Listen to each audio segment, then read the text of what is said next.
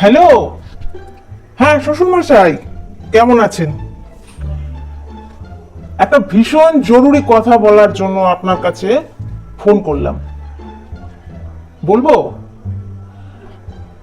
আসলে কি বলেন তো, আপনার মেয়ের না আমাদের বাড়িতে এসে বাথরুমে যেতে ভীষণ অসুবিধা হচ্ছে।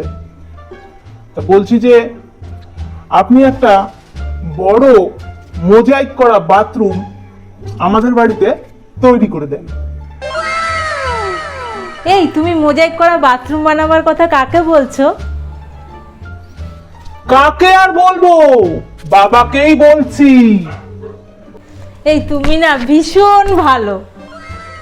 কেন, আমি আবার ভালোর কি কাজ করলাম? কেন? এই যে তুমি তোমার বাবাকে আমার জন্য মোজাইক করা বড় বাথরুমের কথা বললে। আরে বোকা বউ আমার, আমার বাবাকে নয়, আমার শ্বশুর মশাইকে।